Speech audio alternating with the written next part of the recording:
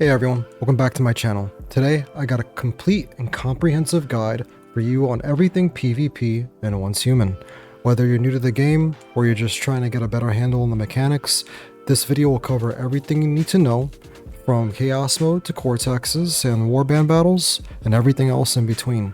By the end of this, you'll have the knowledge to dominate the battlefield, as well as to avoid the most common pitfalls players face when they go into PvP. So let's dive in and break it all down. And just to let you know, I've taken a lot of time to make sure I found out as much as I can about PvP. It's been a little bit since I've uploaded videos because I've been playing on a PvP server nearly every day, learning everything I can, working with my warband, and learning a lot about how everything operates on this side of things. So I'm excited to get to this and show everyone what I've learned. First, PvP isn't activated across the entire map. Most of the world remains PvE focused unless a player activates Chaos Mode. There are also specific Chaos Cortexes, which are different from the regular Eclipse Cortexes. You'll see them drop from a giant dragon serpent hybrid monster that flies over the map, leaving Chaos Cortexes in random locations. I'm not exactly sure what this monster is described as or called. I just know that it is one of the ancient ones according to the lore, and to me it looks like a serpent dragon. Some people call it a whale. You'll see it flying in the air. When you pick up these Chaos Cortexes, you will automatically enter Chaos Mode. And this means that not only can other players attack you, but your base is also vulnerable to raids while you're purifying the Cortex for Star Chrome. Be prepared for potential losses as you risk losing almost all of your items, including the items stored in your base.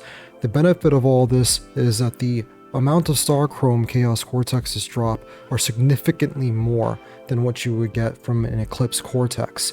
I've heard that around 40 Cortexes for a whole week of just pure Chaos level 4 Cortexes can net you well over 30,000 Star Chrome in just a single week. So keep an eye out for those and do them with a group. Don't do them by yourself. You risk losing a lot, especially if your base is not prepared for such an attack. Additionally, public events like cargo scrambles offer another PvP opportunity. Cargo scrambles are essentially an oddball game mode where you need to hold on to a jellyfish helmet in order to accumulate points. In these events, you won't lose your gear when you die, and you will not lose durability when you die as well. These game modes will pop up on the map looking like this, like a truck. When you get there, it will be a truck that you need to blow up in order to stop it, and once it stops, it will start the event. When you die in general PvP zones, you will lose some items, not a lot of items, a certain percentage of your items, and you will lose your durability as well. You will lose durability during Chaos Cortex PvP, as well as losing items. You will lose more items than you will normally in other PvP modes when you are doing Chaos Cortex Purification, but you will not lose items when you're doing Chaos Scramble, as well as you won't lose your durability when you're doing that as well. During Stronghold Conquests, you won't lose items, but you will lose durability. You can revive yourself with adrenaline shots in most PvP modes, such as the PvP zones around the map, and as well as Stronghold Conquests, but they won't refill your health and they have a cooldown. You do not need adrenaline shots when you're running cargo scrambles, and when you get back up, you will be fully healed in the cargo scramble.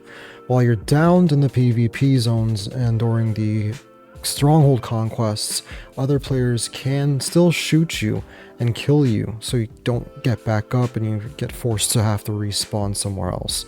So be aware that you're not safe while you're waiting to be revived or trying to revive yourself. PvP zones are territories that warbands can bid on and control for resources.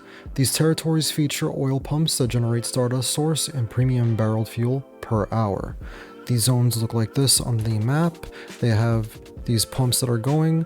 They are also, some of these zones are also the same zones for the Prime War fights, so if you're coming from a PvE server, they will look pretty familiar to you when you go there. The Prime Wars do not happen at these zones. Instead, these are meant for warband control and territory zones. Each one, when you zoom in, you can see that they have their individual engagement zones which pumps could be set up at. And when the pumps are set up, you could set up these defenses in order to protect those very same pumps, and you could get as many resources as you can from them so long as the pumps are active. When you control a zone like this, you have exclusive rights to these pumps, right? When you have a zone that's not controlled by anyone, it'll be a white zone, or if it's controlled by another territory that's not yours, it will be a red zone. If another warband controls it, it will look red. Now initially, these zones are controlled by NPC enemies, the Rosetta soldiers, but once bidding starts, warbands can take control.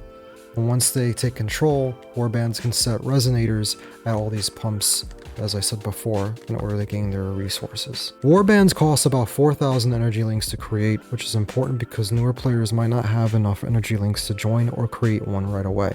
Once in a warband, you'll want to collect damage data discs.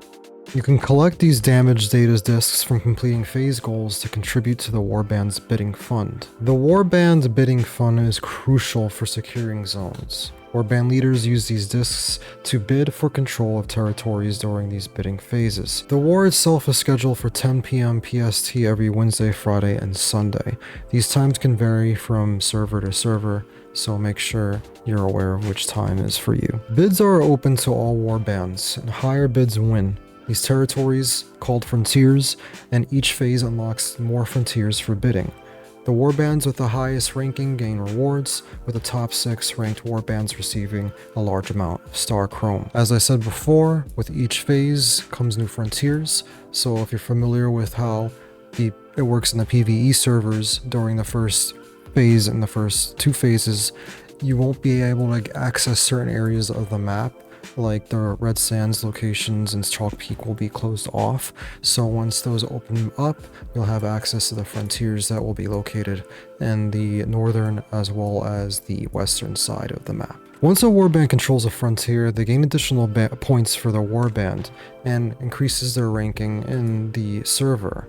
And you also obtain items and currencies that you could use, like these warband tokens, in order to buy certain resources in the warband shop, as well as being able to use your Stardust sources to buy other types of resources that you might need. However, like I said, the territories add points for the ranking of the warband, and the more points you have, the higher ranking you will be, and the higher ranking you'll be, the greater the seasonal rewards that you'll get. Now when it's time for war, the warband that owns a zone needs to defend its Staroid Resonator from attackers. When the battle begins, defenders are teleported to a Rosetta stronghold in the zone where they have a limited amount of time to set up defenses around a resonator. During this time, attackers cannot enter the zone, and once the preparation timer is over, the attackers will be transported to their own Rosetta stronghold in the same zone and can begin their assault. Any warband members who are outside the zone can be teleported to the battle using the map, so even if you're not present within the fight when it begins, you could still join. The attackers have to destroy the Staroid Resonator before the timer runs out to take control of the zone. If they fail, the defending warband will maintain control. These PvP zones are located in the same areas as the Prime War zones, but Prime War events won't take place in these PvP servers, so instead these battles will be taking place there. PvP and PvE have some pretty unique differences. For starters, resources like Stardust and Premium Fuel are easier to obtain in PvP servers. Things like acid and rubber can be instantly obtained for Stardust Source and Warband shops, making it much easier to obtain, especially since you get a lot of Stardust Source from pumps in the PvP zones. The communities in these servers tend to be more competitive and less friendly. You'll need to watch out for scams as well, like players trading you Chaos Vortexes at your base so that they could raid you. Warbands are essential for success in PvP, and joining an active warband is crucial if you want to make progress. Also, some deviations like Dr. Teddy are only available in PvP servers, while others like Buzzy Bee can be found in PvE. However, at this moment of the video, you can obtain PvE exclusive deviations like the Buzzy Bee by opening the deviation securement units that are located at each town on the map. There is one per town, and they are in different locations each town, and they also refresh every so often. So you open one of these up and you'll have a chance of obtaining a PvE exclusive deviation like the Buzzy Bee. I'm not sure if this is an oversight or if this was intentional, but as of this recording, it is possible to obtain this way. Also keep in mind that PvP gear builds will be different from PvE gear builds, so make sure to research and experiment with gear to find the best setup that suits your playstyle.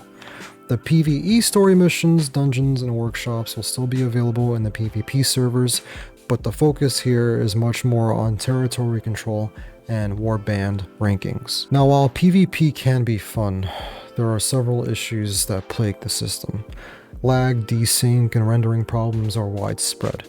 Even on the highest settings, you might experience rubber banding, and certain mechanics like zooming in with a weapon or spawning a car can leave you stuck or cause other types of bugs.